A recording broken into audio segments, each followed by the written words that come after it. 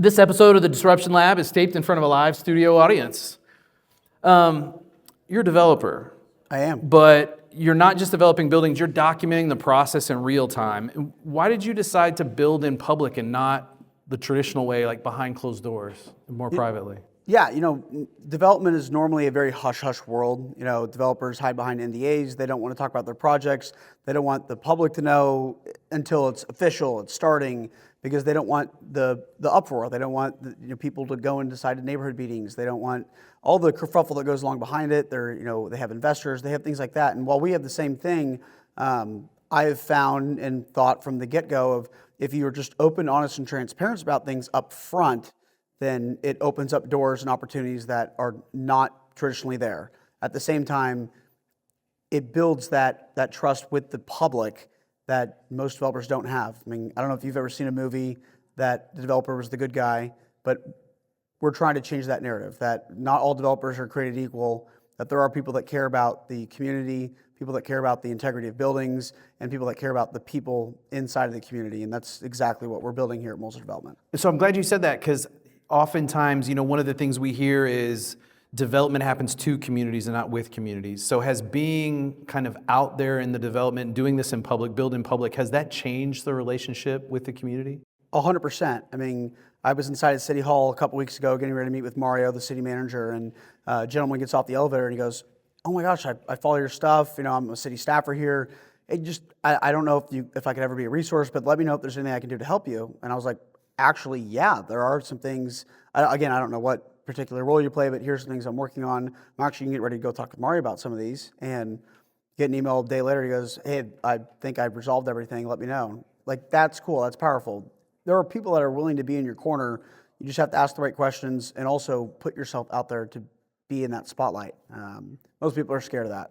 Yeah, so putting yourself out there, that public feedback, good and bad, have there been instances where that's changed, kind of made you rethink a project or an approach that you've had to a project? 100%. I mean, maybe not as a larger scale and what people would like. At the end of the day, I like to think I have a pretty idea of what we're going to be doing going into a project. But a great example would be like the mural that we're painting on 18th and Holmes. So I think a block from here, I could probably hit a sandwich there.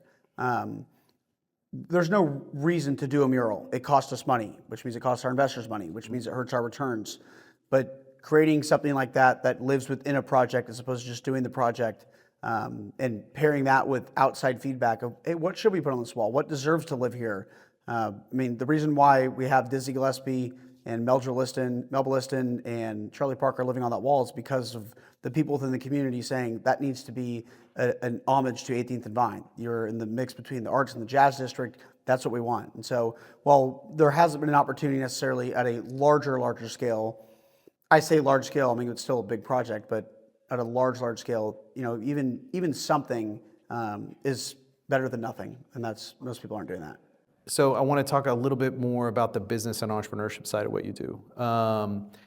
It's this idea that you operate like a startup founder in a traditional old legacy industry.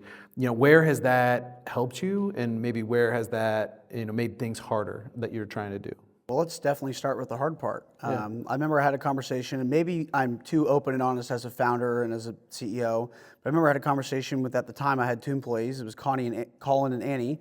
I sat down with them in October and I said, "Hey guys, we're chugging along." And they knew this obviously throughout the entire process of us going on. We're doing these big projects, but in development, you don't see revenue for a while. You don't see it until the project's online, until some fees come in. You certainly don't see the bulk of it until cash flow comes in. Well, we're in the middle of $45 million worth of projects. Not a whole lot's coming in. Remember, I sat them down. I was like, "Just so you guys know, payroll, we're good till about January." And they're like, "Well, what happens in January?" I go, "I don't know yet. We'll figure it out."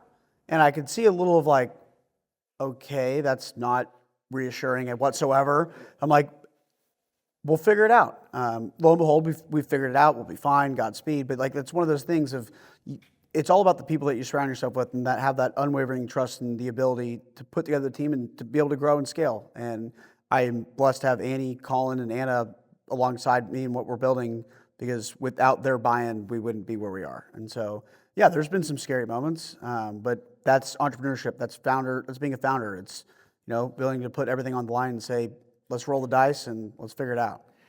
It's interesting that you position it that way, because I think that kind of draws in the point.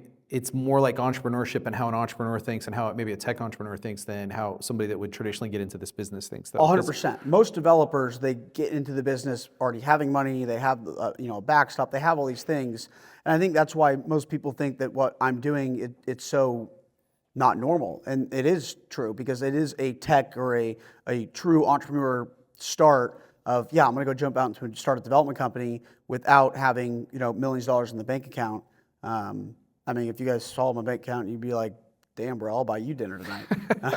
Fair enough. It takes good people, it takes buying into things, and at the end of the day, the trust that they have in me, that my people have, and my investors and the lenders and all that, it's going to work, and we've already proven that out that it has worked.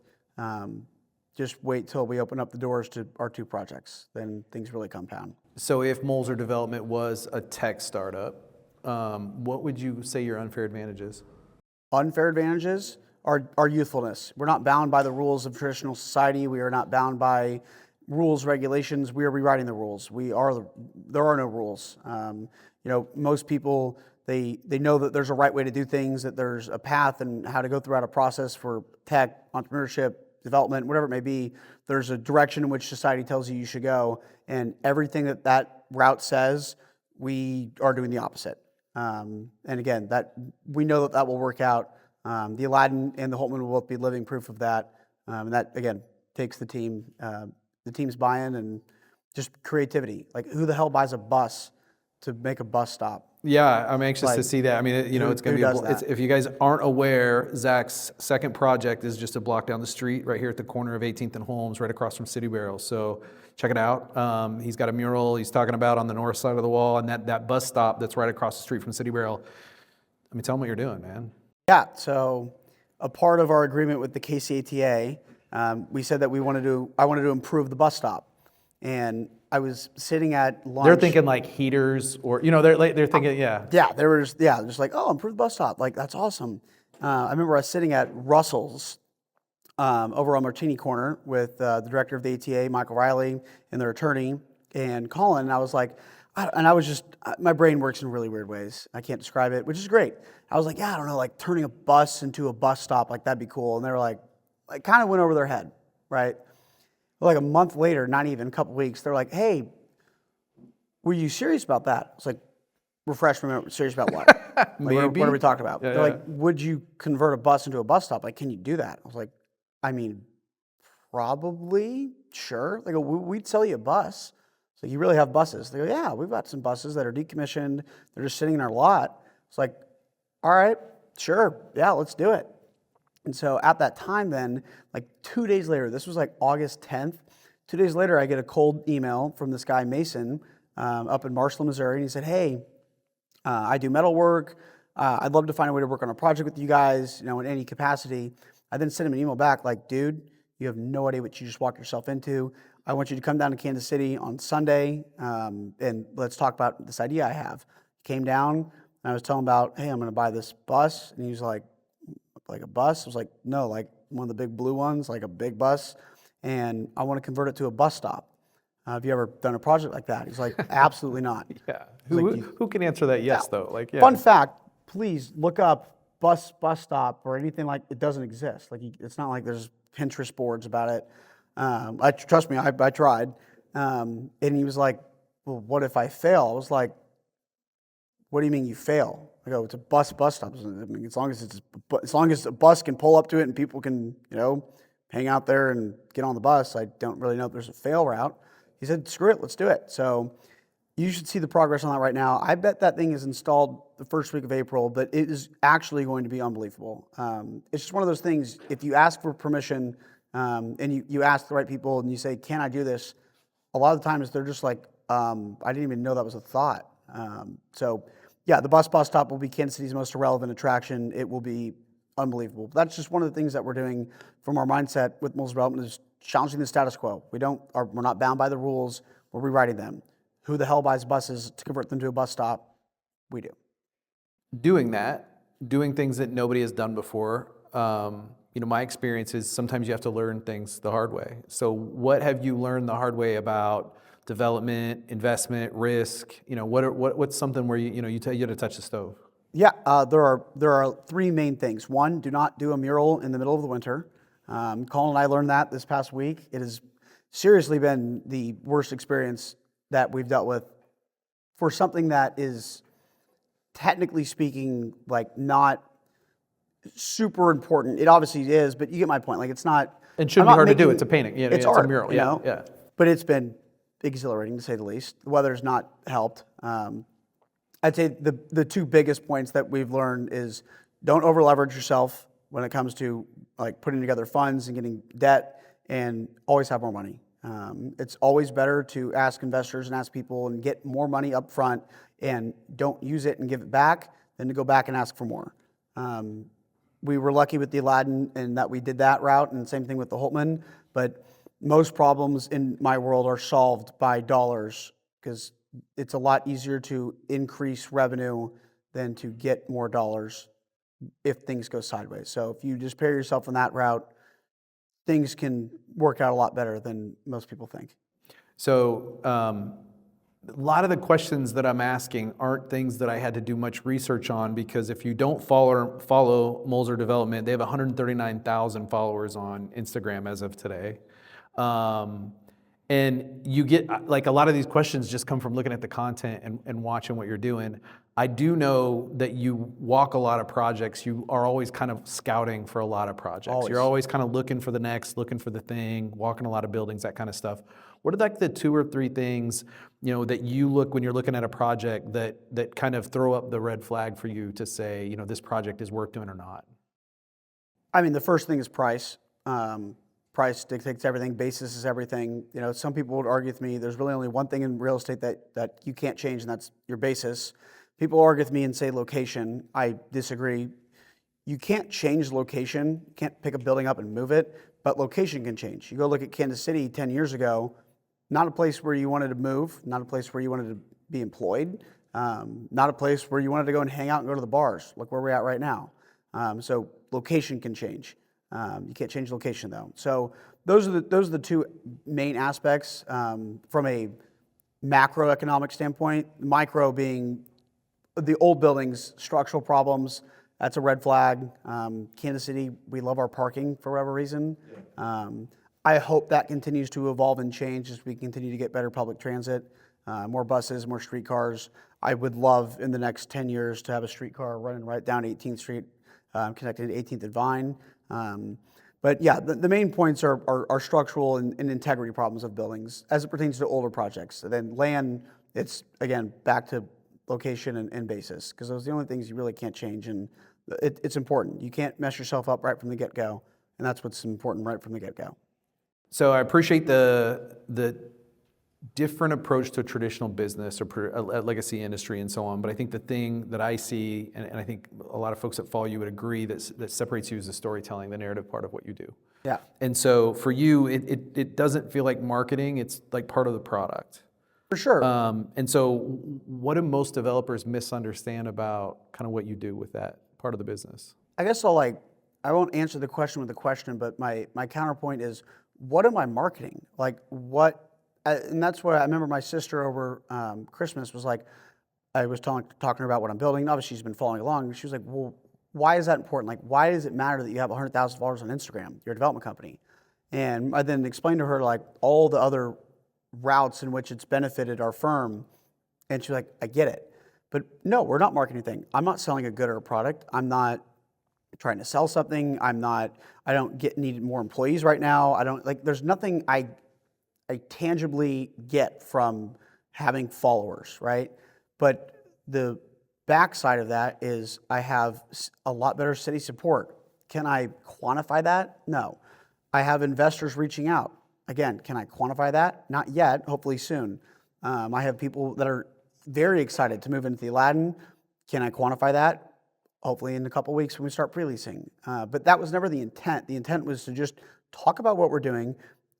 Hopefully it's relatable to other developers, but also encouraging the next generation of individuals to take a chance on yourself, to surround yourself with good people, to be in a corner in a spot that you can go and thrive. I wasn't born in poverty. I'm fully aware of that. I make sure my content is very aware of that. I'm not, I wasn't born in the slumps. I had a lot of opportunities growing up, and I'm taking full advantage of those. But my dad didn't start a development company. I did. And so there's so many things that people can learn throughout the way of educating on the construction side. Growing up, I was the most white-collar little kid ever. I was pretentious. I was a golfer. I had a good life. I love, and I am so excited every day to be on the job site and dealing with the problems. But Colin and I are on the site today. I don't even know if Colin can answer how many times have we been to Home Depot in the past 5 days? More than we have ever. But when I was walking through another developer earlier today, it was kind of eye-opening that I never really thought about, of the timeline from the Aladdin, from when we bought the building to when we're completed, and the same thing with the Holtman, assuming everything stays on time and on schedule. Those timelines are crazy when you ask another developer. That's quick. I fully believe that part of that is because I'm on site every day, because I'm able to answer those questions, because I'm able to solve the problems with them on site. I'm not just sitting around like most developers just waiting for the problem to get up the ladder and get up the chain. I'm there. But so I'm going to challenge that for a second, because you say you can't quantify some of this. It's not marketing, and I agree with the point there. But it becomes marketing when people move into the Aladdin. Then it's like, okay, yes, they moved into the Aladdin, they saw Molzer Development Instagram, but I would argue it's different than a hospitality focus. Let's say you're a hotel, and I'm posting online, and people see what we're building and see what we're doing, and they're like, I got to go to Kansas City to go and stay at this hotel. With apartments, you're living there. You're signing a year lease. Yeah. People in North Carolina aren't being like, dude, follow that Molzer kid on Instagram. I'm moving to Kansas City. I was thinking of it more from the timeline perspective, in that I talked to, we've been trying to do things along 18th Street for a long time, too long. And it's interesting to me to listen to developers talk about their timeline extension because of the friction in the process, whether it's with the city, whether it's, and it almost seems like they're afraid to do that to you, because you do have 139,000 followers. And you do have leverage on the microphone, right? To be able to say, if we slow roll this one, everybody will know. Whereas when the traditional developer is trying to do things quietly, who knows? Unless we call that reverse blackmail internally. Okay. We can't quantify it, but it is, in a sense of we're not trying to, but we do have a microphone, we do have a voice. I'll give you a great example. We started construction, in terms of construction, framing and all that, on the Holtman about 3 weeks before we had a permit. I'm saying this publicly because I told the city, we're starting. You guys want me to open for the World Cup? I want to open for the World Cup. We don't want that to happen. I'm not going to sit here and wait on your reviewers that don't know what the hell's going on and just sit on it and wait. I'm building. I'm doing it. I was sending them videos, and they were like, please don't rub that in everyone's face. Sure. It's like, I will not do that, but I'm chugging along. I'm going to keep doing this. Get a permit, everything's fine, Godspeed. But I remember a couple contractors came up to me maybe 2 weeks ago. They're like, dude, I was laughing my ass off because I knew that we were working on this project without a permit and that you were just ripping videos left and right. I was like, they want me to get done. I want to get done. I go, it's not anything. It's not like we're going around life safety or anything like that. It's the process and how it works. But if you do build in public and if you do share things, I think people are scared to do that because they feel like there's more cons that come from it of, oh, well, then we'll get hit with a fine or we'll get this. It's like, I would counter that by saying, if you do share what's going on, you do say, I've got a timeline to meet, and you guys want me to meet this timeline as well. You guys probably want me to meet this timeline more than I do. Let's talk about it. Let's do it. And that then translates into conversations internally with the city of what can we do better? How can we be better? How can we move faster? How can we make sure that this doesn't happen? How can we make sure that Zach gets his permit on time? How can we make sure that we encourage development? There was a thing that came out the other day where Kansas City is 7th on the highest growth rate of single-family home prices in this last year. Some will look at that and say, wow, that's awesome. Gosh, home prices are going up. That's horrible. That means we're not building enough. And why we're not building enough is because it's a pain to build. Well, if we can make it easier to build, and if it takes Zach talking about how much it's a pain to build and having those conversations, if I can be just one voice to help more housing get built, Godspeed. So hopefully they can encourage more people to go and build and challenge the city and challenge them of what we need to do better. Because at the end of the day, if we want to be a bigger and better city, we need to build a lot more and we need to be better internally. Yeah, facts. No, for sure. I don't think anybody would argue with that. Where's that line been for you? Have you ever felt like you're towing that line or getting close to that line of risk where it's felt, financially, personally, business-wise, risky to be doing everything you're doing in public? I guess I would counter that by saying, what's the risk? If your investors are on board, your lenders are on board, what's the risk? Those are two very hard things to get on board. I remember even with the Aladdin at first, when we were first starting the project and we were documenting and filming all that, our general contractor there was like, whoa, what are you doing? I'm like, we're filming and we're like making content. They're like, well, we don't want that. Like, what if there's bad things going on in the back? Like, what if there are things that were going on that weren't OSHA compliant? I go, well, that's on you. Yeah. Why? I go, just because it's on film, everything should be up to standard regardless whether there's a camera there or not. It's kind of like the same principles of life. Whether you're with your buddies or whatever you're doing, you should pretend that there's always a camera on you. We live in the 21st century, guys. Like, things are going to happen. I get that, but pretend there's always someone following you around. So it was like, I flipped it back on them. They're like, good point. Yeah, that shouldn't be a problem. I go, I agree. So get out of my way, and this is what's going to happen. Yeah, smile. Yeah. Well, and it is ironically, it's a little ironic that a year later, it's been a year and a half since we've been under construction. A year later, they're now starting their own content game and stuff because they've realized the benefit and the value that I've brought them indirectly of them just being associated with that project. Last year, they brought in another $25 million worth of projects, just indirectly them being associated with the Aladdin because of us talking about it. Let's talk about your identity a little bit, and I don't like not necessarily personally, but how you would identify. So, developer, founder, storyteller. How would you classify yourself, and has that changed? I think over time as you've been doing these projects. I mean, those three are all kind of one. So, getting ready to like start the Gary V concept of Molzer. So, Molzer is the holding. The Molzer is everything. Molzer is the building in public. Molzer is the design-focused development. Molzer is a lot of things. Underneath that, you have Molzer Development. You have what will be the most awesome lighting company in the entire world with CZ Lighting, with Colin and I.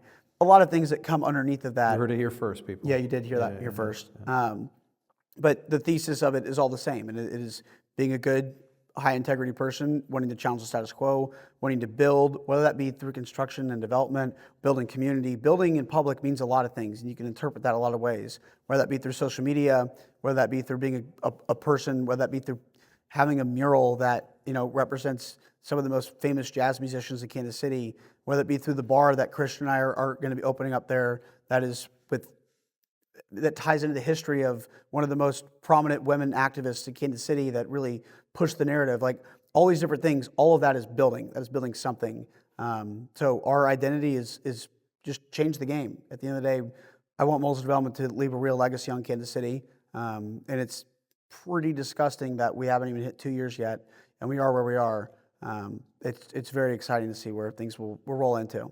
The audaciousness of kind of what you do and how you describe it, what isn't lost on me is the first project. I mean, who chooses a project like the Aladdin as their first development project? Yeah, so let's talk a little bit about that. So why choose a project like that? It just happened. Okay.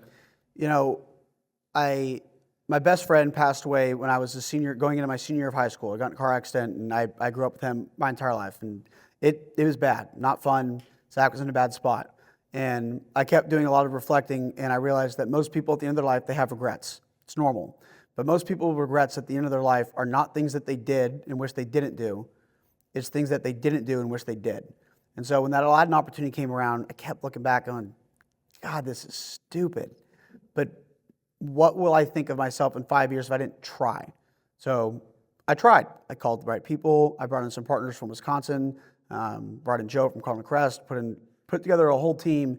We raised the money. We bought the building. We said, let's figure it out. We were just in town. We had an investor come to town today. He's not an investor in the project, but is looking at doing some investments with us. And we were walking through, and about an hour into the Aladdin tour, he goes, I got to tell you guys, if I met you guys before you guys did this, I would have told you guys are the stupidest people I've ever met. He goes, this is dumb. I would have told you this is just stupid. Do not do that. He goes, but it's awesome to walk through this now and be like, I know that you guys are right and that it's going to work. I don't know how you guys convinced people to give you money. I don't know how you convinced yourselves that this was going to work, but kudos. And we knew that mostly at the start. You had a hypothesis. Yeah, we were like, this will probably work. We did a lot of things go in our favor, and a lot of things that we had to figure out along the way. But yeah, it just I don't know. Risk is it's a weird term. Everybody interprets it a different way. What is risk? It's the same thing. My thoughts on the word affordable. Affordable to you is different to affordable to someone on the streets. It's all just different. So the same thing with risk. And at the end of the day, that project to us at the time and even now, it wasn't risky. It was ballsy, it wasn't risky. The Holtman, same thing. And so there are some projects that we're currently looking and seeking at right now that I would argue are infinitely riskier. It's not as ballsy, but it's infinitely riskier from an investment standpoint and from a capability standpoint. So the Aladdin, again, I would not recommend necessarily people starting with a project that size, but I would also challenge people to think bigger. I think, again, people are bound by the rules and methodologies of the past. They're bound by what they think society tells them they can and can't do. And, if you surround yourself with good people and you can put together a good team, you don't need to ask someone for permission to go and do something. You can just do things. Man, you just hit my hot button. We don't think big enough in this town. No. We're bound by too many people that, that's too... Well, that's too crazy. much. That's crazy. That's too much. That's can't too do that. I've heard, that's too aspirational. I hear that a lot. And that's insane. Why not think bigger? Yeah, and I think, I just had an economic development conversation about this today with a lot of folks and what we're asking from folks that are coming into the city to do things. We're not asking enough of them. And not in terms of the rules, but in terms of what we expect them to give to the community. I don't think we do enough of that. But, on this point, I think the audaciousness or the size of what you're doing with the Aladdin, I mean, it's a transformative project. When you think about it, when I say it's not marketing or we talk about what you do isn't marketing, people understanding what that's going to be, it's not going to be just like, let's just dust it off and clean it up and fix it. Like, it's transformative what you're doing to that property. It's pretty big. Yeah. And so has that vision changed as you've gotten into the project? Vision of what? What it could be? Or did you walk into it saying, I have a vision for what this can be, and it's all, I know you've pulled things off. I don't want to tear up, but no, when we walked through that building, I knew exactly what it was going to be and that building told us exactly what it should be. It said, I want to go back. I want to go back home. And home was when it was built. There have been a lot of changes and a lot of problems with that building, a lot of bad design choices, a lot of bad engineering choices, a lot of things. And so when we walked to that building, we knew, hey, this is it. Let's go back home. Home was 1925, and let's go bring it back to that. Yes, you have to have modern plumbing, preferably. Back then, they only had 2 bathrooms on a floor. They had 300 rooms. Oh, don't do that to us, man. They had 200 square foot hotel rooms. I won't stay there if there's only 2 bathrooms. Probably not a good idea. Yeah. So taking obviously a modern technology and modern twist to things, but no, it spoke exactly to. So that's why when I say I was going to tear up, I walk to that building about once a month by myself on Sundays. When no one's there, it's quiet. I just go through every unit, every room, and over the past 5 months or so, that's when things really, it's taking shape. It's crazy that I'm sitting there thinking back to February of 2024 going, I think we can convert this to apartments. I think we can rip everything out and start fresh and have this beautiful space. The ballroom is a great example. We're plastering the ceiling right now, and it's like, holy cow. We start restoring 100-year-old terrazzo floor next week. It's crazy. It's been covered up for 60 years. To be able to bring it back to what it was originally designed, what Philip Drotz, the architect, wanted it to be, it's powerful and it's pretty cool. So no, there's not been a single time where we've changed our minds going, well, let's not do that. If anything, there have been times where we're like, we uncover something or find something else to do, and we're like, damn, that's going to hurt the budget. Let's do it. But it's got to be done. Yeah. It's got to be done. So I want to pull the thread, though, about the mindset in Kansas City. You said something a minute ago. I want to pull that thread a little bit. You said you brought in some folks from Wisconsin. Was that a hospitality management company, or were those investors? No, that was my partners. So Max and Hunter from Frio Capital, they had started their firm in August of 23, and they were still looking for their first project. Max's background is he worked at a large historic tax credit developer up in Wisconsin, and when I was getting ready to put the Aladdin under contract, I thought, okay, I've done one of these at an old development shop, but I can't do this by myself. I could hire a consultant or bring on another large developer here in Kansas City that would take a lot of ownership and take control. And I knew it wouldn't be what we wanted. I called Max, said, hey, we've been talking for the last 6 months. We met on Twitter. I know you haven't met me in person, but I think this project can work. And I remember we put that building under contract together before we met in person, before they'd seen the building in person. And heck, even tonight before this, we were talking about it with Hunter, and Hunter was telling the story from Max's eyes, and Max was like, hey, this guy in Kansas City, Zach, we've been talking to, I think this building's going to work. And Hunter was like, Max, I don't know anything about historic tax credits. Like, if you think this can work, then, I'm trusting you. And Max was like, let's send it. And, fast forward to where we are now, it's unbelievable. Again, that goes back to building in public and sharing things. Twitter, X, whatever you want to call it will always be Twitter, by the way, opened the doors immensely for me and things. Again, my 2 business partners have been on Twitter. That's crazy to think about on that project. Fast forward to now, having 250,000 eyeballs that follow us. Last year we had 58 million people that watched our content and engaged with it. I never thought that was possible, but that is not without the team with Annie, Colin, Anna, and then the story in a building like the Aladdin and the Holtman of people like cool things. It's not hard. No, without a doubt. And content is king right now. Zach, I want to talk about your personal, your leadership and kind of your personal growth through some of this. So what, if anything, has changed the most about you since you started kind of doing this work so publicly? I have become a lot more open-minded and middle ground in the sense of, I went to college in Nebraska. Nebraska's a very Republican place. It's very right. Grew up very right. I think I'm definitely more middle grounded now. There are things and there are problems in this country that development opened my eyes to that I never got to see, firsthand. I do now, and it sucks. And I want to help change that. There are different philanthropic things that we're trying to do as Molzer Development. There are different things internally that I'm trying to do, and I think that's important. That's one shift. The other shift is the maturity aspect. I like funny jokes. Not going to dive into what some of those jokes are, but I like funny jokes. And I always will, because I hope that's part of me. I'm a fun and outgoing guy, but at the same time, the maturity level of how I interpret a conversation or how I approach a situation, I think I've learned a lot about, because I'm surrounded by 35 to 60-year-olds every day. Probably even older. Nothing wrong with that. No, exactly. And that's where you can learn how to be adaptive, how you can sometimes just shut up and listen. Growing up, I like to talk. I still like to talk. Hence why we're here. But there are certain situations in certain rooms where if you really know where you're at, you just shut up and be a sponge. Just listen, absorb, ask right questions, but learning to know how to do and react and say the right things in different situations. And I try to pass it along to the team. There's some situations where I'm like, guys, this is a yelling moment. I'm like, what do you mean this is a yelling moment? I go, I'm mad. Like, we need to yell. Being nice and being passive about it and being like, okay, well, let's just solve the problem. That's not going to work. It's not as effective. You need to go in there and be a hard ass. There are other situations where you maybe think you need to be a hard ass, where you're like, hey, you go in very passively. Hey, you messed up on this. I'm not mad about it, but make sure we don't do that again, even if you want to punch them in the mouth.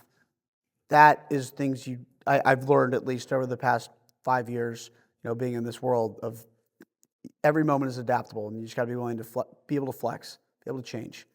I'm not a chameleon, but you got to be able to shape shift a little bit. Yeah, I think we all. Somebody said, your life is a series of seasons and chapters, and you have to adapt as you go through that story. Kansas City's got 20 seasons? Yeah, I know what we're coming into right now. Every week does. What's the biggest trade? So you talk about moving fast. You talked about the timelines for the projects and so on. What's the biggest trade-off that you've had to make to move faster? And are there any that you would either do differently or not make, thinking about it again? There are 2 main things. One's very important, one is not as important.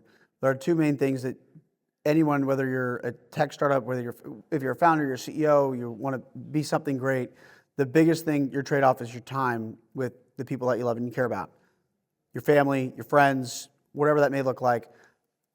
I don't have a set schedule. Someone calls me on a Sunday at 8 p.m., they're probably not calling me to be like, yo, Zach, I got great news. Couldn't wait to tell you this. That doesn't happen. And by the way, if any of you guys want to call me on a Sunday at 8 p.m. to give you good news, please, I'll give you my phone number. It's not like that. It's bad news, always. So understanding that when you're a founder and you're a CEO, while you do have the ownership of your time, while you do have the flexibility to do things you want, if in 3 months I want to go to Europe for a month, I can do that if I wanted to. I'm going to have to plan, I have to coordinate all that. If something comes up, you can do it. But I can't just go and drop what I'm doing at any moment and be like, yep, oh, sorry, I gotta go do this. You can't do that. So the biggest thing that the sacrifice is just time. You have to learn to delegate. Delegation in this world is very hard. I do not believe in the ideology of work-life balance. I think that if you believe in work-life balance, that is totally fine. You're not a founder. You don't have that in you. That's, again, totally fine. But there's no such thing as work-life balance. Because I haven't worked a day since February 24th of 2024. What I do is my hobby, it's my passion, I love it to death. Also haven't gotten paid, so it's not really work. So technically it you doesn't can't really count. call it work if you're not getting paid. So like, the last part that is like shifted in sacrifice that I've given up is my golf game, which is not as important. 2023, I played 98 rounds. 2024, I played like 65 rounds. This year, 2025, I played 12. You don't have as much free time to do things that you want to do, but I flipped that back going, there's been so many opportunities where I could have gone and played golf that I was on the job site doing something. You want to do something different now. And I wanted to be there. And at first I thought, gosh, I can't go golf. But now I think, no, I'm exactly where I should be. And I love that. The second that you don't have a passion, you don't have a care, you don't have a love for something that you're doing is the second you should probably sit back and reevaluate. So that's funny. I oftentimes mentoring and we talk, have this work-life balance conversation. I'm with you. I think work-life balance, if you're a founder of a startup, early stage company, something like that is, it's kind of a little bit of a fool's errand. I think you ideally get to the point where then you have work-life balance. It's still kind of... Well, I think eventually you do, but I think it's work-life integration when you're a founder. I don't think it's balance, I think it's integration. You have to find a way that they're the same or that they're integrated and that they feel like they're one thing.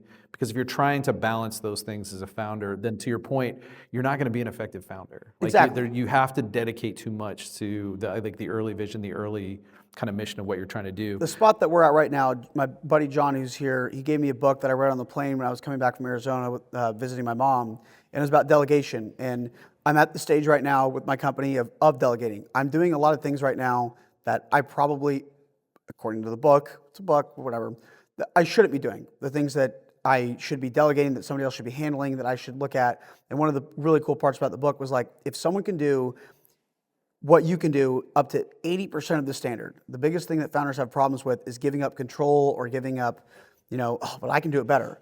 You probably can. You probably can do it better. That's why you are where you are. But that's not the best use of your time. If you can find someone and delegate that task where they can do exactly what you do, up to 80% of what you can do it at, that's something you should delegate. There are things that you can't delegate.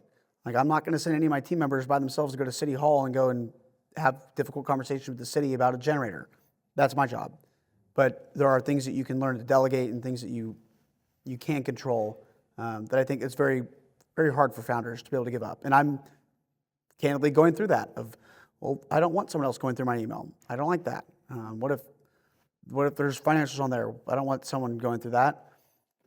Who gives a shit? No one cares. At the end of the day, people really just don't care. If you put them in the right role, then they're in the right role. Yeah, Ben Horowitz taught me that in The Hard Thing About Hard Things. He talks about a lot of the same things that you're describing there. What's the one habit or routine that keeps you grounded? It feels like very public, very high risk. Like what keeps Zach grounded? That's a wonderful question. I'll let you know. I don't know yet. It's just go. Honestly, I like to sleep. I'm not one of those guys like, God, gotta get up at 5 a.m. You go cold plunge, then sauna, then you go back to the cold plunge, and then you run, and then Zach gets up at 7:30. I'm very content sleeping in bed at 7:30. Get up, start my day. I'm home at probably 9:30 or 10. Grounded, I have a great support system. I've got a great family. I've got great friends. I've got great peers. I've got a lot of great people on my corner. That's what keeps me grounded. I think the other thing that keeps me grounded is the vision to be great. I've said this a lot, and I'm going to continue to preach it until it happens. And unfortunately, when it happens, I'll be dead because that's the entire point. But when you think of the most transformative and prominent figures in Kansas City, over the past 150 years since we've been in inception, there are a lot of really cool people on that list. The Kaufmans, the Hunts, all that. And I want to make sure that there's at least a chance that my name is on that list. And so that's what keeps me grounded, knowing that there's always more to do, strategic growth, being a good person, and continue to build our ecosystem in Kansas City. Man, I feel like we should end there, but I got one more question for you. Hit me. Young founder somewhere out there that is talking or thinking about revitalizing a neighborhood, what's the one thing you would tell them to avoid at all costs? One thing that I would tell them to avoid at all costs. I mean, there's a lot. One, I'll shift it. Not necessarily one thing to avoid, but one thing to really focus in on is the public-private partnership. The people in your corner, both internally, from an architect, from a general contractor to your team, but also externally being the city staff. If you don't have both those pieces of the equation figured out, your life is not going to be fun. So I would figure that out immediately before you go and jump into something. And then my biggest piece of advice to young people and older people, or whatever it may be, is to be adaptable, be flexible, and be available. That makes or breaks you. You want to be something great, be adaptable, be available, be flexible, be willing to learn, and the world is your oyster. You can do great things. You do not need to ask for permission to go and do things. There's no right time. Just send it. Let's go. What's the worst thing that could happen? Yeah. As someone who has devoted a good portion of their adult life to try to improve this region and try to make it better, it's fun to watch what you're doing, man. And I appreciate the aspiration, the vision, and the dedication you have to the neighborhoods that you're building in and the things that you're doing. So it means a lot. I couldn't ask for a better mentor and a better neighbor. Yeah, well, I appreciate what you're doing. It's fun to watch. I mean, again, it's a block down the street. When you open it? I'm not going to hold you to this. I mean, it is on film. I think late May. All right, late May. It will be open 1,000,000,000,000% for the World Cup. Okay. Promise you that. All right, cool. And it will be the spot where ideally after this on Wednesdays, the after party is at Bar Phoebe, which will be the rooftop bar there. Fantastic, man. Can't wait to be there. So it'll be a good time. Thanks for joining us. Thanks for being a part of this. Appreciate it. Come back when things are open or when you get your next infinitely risky project. Would love to hear about it as you're moving along. Project number 3 closes in May. So all right, fantastic, man. See what's going on there. Thanks, Zach. I appreciate it. Yeah, appreciate you bet. Give me a hand, everybody. Appreciate it, boss. Thanks, man. Appreciate it.